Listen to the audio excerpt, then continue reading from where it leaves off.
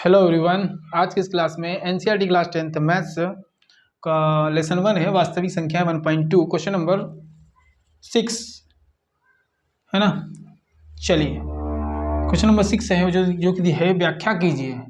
हमको व्याख्या करना है। क्या व्याख्या करना है कि व्याख्या कीजिए कि बताना है कि ये जो संख्या है ये वाली और ये इतनी बड़ी संख्या भाज्य संख्याएं क्यों है ना। भाज्य संख्याएं क्यों है, भाज्य भाज्य तो भाज्य की बात कर रहा है तो भाज्य संख्या किसको बोलेंगे। 4 एक भाज्य संख्या है ना। 4 के बाद 6 एक भाज्य संख्या है। तो ऐसी प्रकार हम वहाँ से आगे लिख सकते हैं। तो 4 भाज्य संख्याएं क्यों है, क्या कारण है। 4 6 है, आपका 8 है, 9 है, 10 है, और भी लिख सकते हैं हम। ये सभी भाज्य संख्या है। तो जो 2 है ये 2 3 है ना, और ये 1 यहाँ से इधर, ये भाज्य संख्याएं नहीं है ना। ये भाज्य संख्याएं नहीं है। क्लियर। 1 न तो भाज्य है नहीं अभाज्य है। 1 न तो भाज्य है नहीं अभाज्य है, न भाज्य न अभाज्य। 2 भाज्य है, 2 अभाज्य है, 2 भी अभाज्य है और 3 भी अभाज्य है। क्लियर। भाज्य का मतलब क्या कि ऐसी संख्या जैसे 4 है ये भाज्य है। तो भाज्य किसे कहेंगे कि ऐसी संख्याएं जो 1 से डिवाइड होती है और स्वयं से डिवाइड होती है, इसके अलावा तीसरी संख्या से डिवाइड होती है। 4 तीसरी संख्या किससे डिवाइड होती है बताओ, है ना। 2 से होती है ना। 2 से 4 डिवीजन हो जाता है। मतलब क्या कि 1 और स्वयं के अलावा तीसरी संख्या से डिवाइड होने वाली संख्याएं जैसे 4, इसको क्या कहेंगे भाज्य संख्या।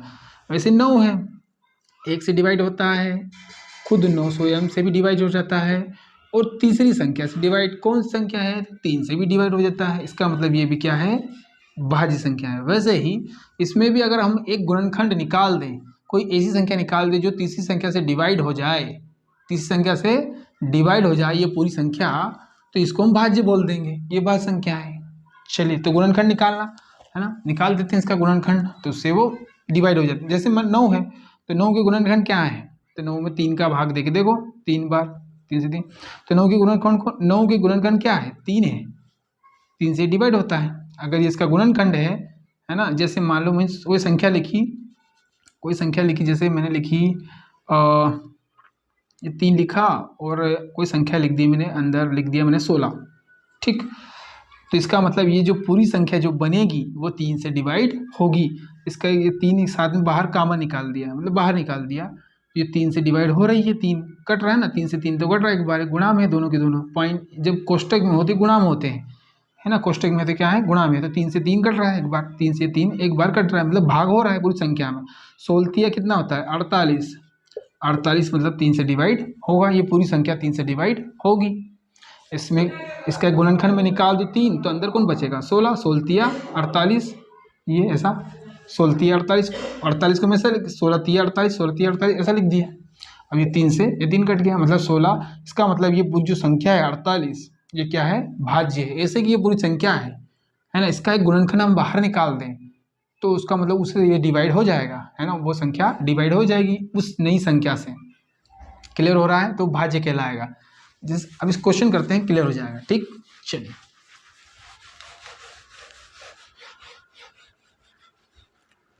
तो संख्या है पहली संख्या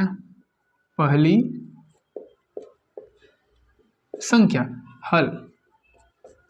पहली संख्या हमको दिया है 7 गुणा 11 गुणा 13 प्लस 13, है ना। इसको चेक करते हैं कि ये भाज्य की अभाज्य है। अब देखो यहाँ से यहाँ तक तो गुणा 2 बार है, प्लस लग गया है। इसका मतलब ये अलग एक पद है और दूसरा पद ये रहा, 2 पद है इसमें, है ना। ये सब एक अलग हो गया, प्लस के बाद ये अलग है और ये अलग है, 2 है, गुणा में है, एक अलग पद है, 2 पद है सिर्फ। जब इनका गुणा होगा तो एक संख्या बन जाएगी, तो 2 पद है ना। तो 13 यहाँ पर भी 13 यहाँ पर भी है, दोनों जगह एक और पहला पद ये दूसरा पद, दोनों जगह एक सेम संख्या है। 13 यहाँ पर भी और 13 यहाँ पर भी है। तो 13 को हम बाहर निकाल देते हैं दोनों पदों से। जब 13 को बाहर निकाल दिया तो अंदर कौन बचा 7 गुणा 11, और यहाँ से भी 13 निकल गया, मतलब 13 निकालने का मतलब 13 का 13 में भाग, जो बचेगा वो भाग आएगा, एक बार जाएगा। कॉमन निकालना है ना, पिछली कक्षा में आप वही संख्या निकालना सीख चुके होंगे, ठीक है। तो 13 बाहर आ गया, यहाँ से भी 13 निकाल दिया, यहाँ से 13, तो यहाँ से 13 तो आया, तो एक बार गया, इसलिए अब बोलोगे कि सर आपने एक तो लिखा नहीं, तो यहाँ एक भी लिख दूंगा तो उससे क्या फ़र्क पड़ता है ना। 7 गुणा 11 गुणा 1, तो 1 को हटा भी सकता हूँ गुणा में, है ना, 1 से कोई मतलब नहीं है। तो ये 13 निकल ही गया, तो बचा क्या, एक बचा।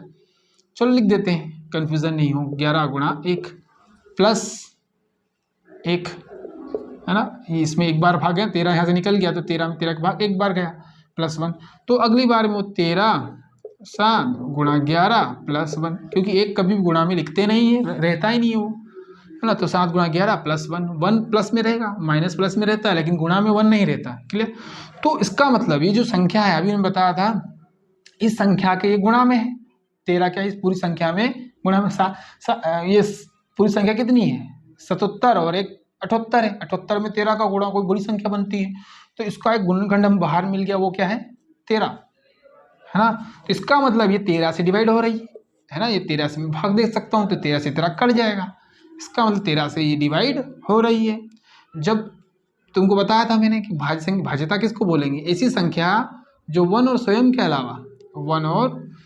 के अलावा तीसरी संख्या से डिवाइड हो रही है। तो ये जो पूरी संख्या है, कोई सी भी बड़ी संख्या है, 13 गुणा 77, जो भी संख्या है, 13 गुणा 77 78, तो 13 का जो 78 जो वो कोई सी भी बड़ी संख्या है, मान लो कोई सी भी संख्या है। अब इसका एक तो मालूम पड़ गया कि इसके दो गुणनखंड ये मिले, 13 और 78, इसका मतलब 13 से डिवाइड हो जाएगा, 13 से ये डिवाइड हो जाएगी।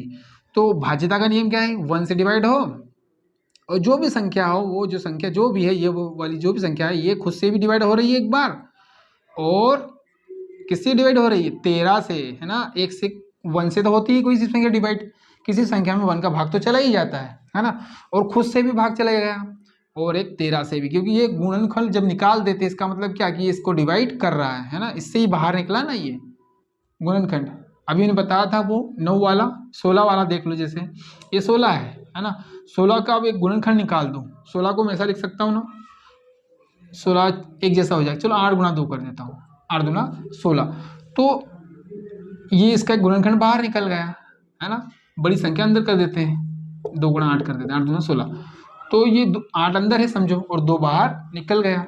गुणा करेंगे तो वापिस वही संख्या बन जाएगी, 13 का गुणा वापिस अंदर चले जाएगा, तो हो जाएगा। तो 13 एक गुणनखंड है, मतलब क्या कि ये 2 जो बाहर निकला है, ये इसको डिवाइड करेगा कि नहीं करेगा, करेगा ना, करेगा कि नहीं करेगा। जैसे 2 का डिवीजन करो, 16/2 कितनी बार जाएगा, 8 बार, ये बराबर में 8 आ गया।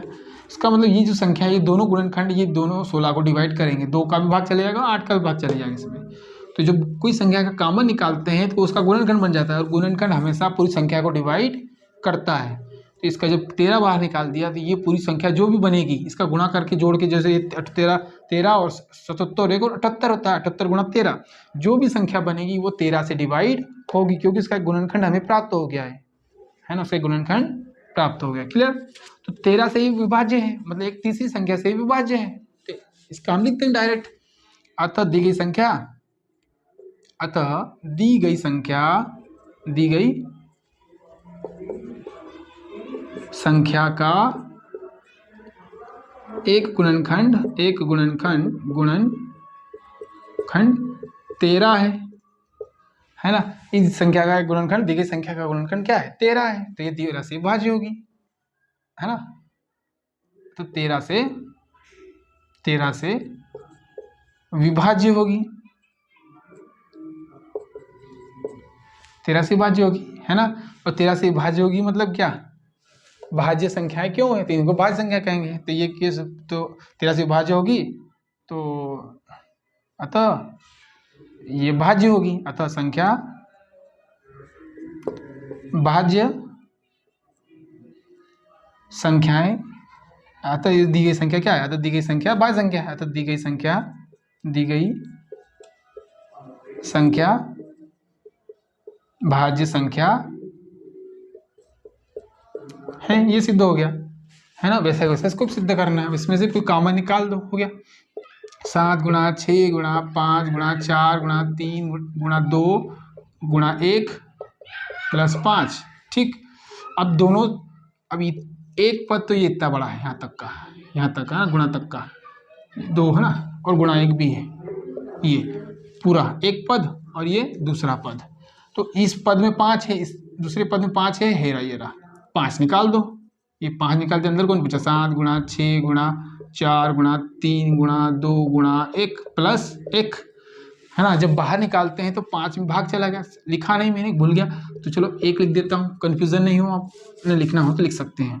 जब 5 बाहर निकाला तो यहाँ क्या बचेगा, 7 गुणा 6 गुणा 1, भाग एक बार चला गया ना, गुणा 4 गुणा 3 और गुणा 2 और गुणा 1, इसमें भाग चला गया, और प्लस करके एक बार इसमें भी भाग चला गया, है ना, भाग जाता है। जब कॉमन निकालते हैं तो इस संख्या का इस संख्या में भाग जाएगा, तो एक बार है ना, ये लिखा, और इसमें भी भाग गया तो एक बार ये। जब वापिस गुणा करेंगे तो 5 का गुणा 1 में करेंगे तो वापिस 5 बन जाएगा यहीं, और 5 का गुणा इसमें करेंगे तो वापिस यहाँ भी 5 बन जाएगा, क्योंकि गुणा एक बार इसमें होगा, इस पद में, ये एक पद है, और एक दूसरे पद में होगा, एक ही बार होगा गुणा, ना बार बार नहीं होगा। 5 का गुणा 1 इसमें हो जाएगा 1 में, या 7 में, किसी में भी 1 में कर दो, 1 में कर दो तो 5 वापिस आ जाएगा। 5 का गुणा 1 में कर देंगे दूसरे पद में एक बार, तो वैसे इसमें भी हमको क्या मिल गया, 5 1, तो दी गई संख्या का एक गुणनखंड 5 मिल गया, है ना। तो अतः दी गई संख्या का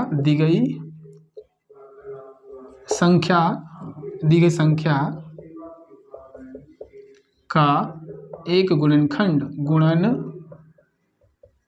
मिला, क्या मिला, एक गुणनखंड 5 है, 5 है।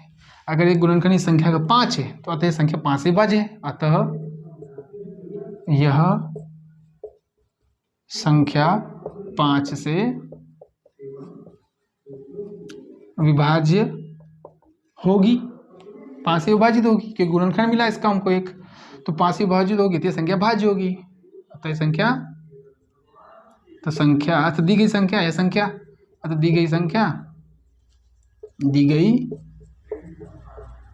संख्या भाज्य संख्या है, भाज्य संख्या है, प्रूव्ड, ये सिद्ध हो गया। ठीक है, so if you like my video, like share subscribe, फिर मिलेंगे नेक्स्ट वीडियो में, बाय।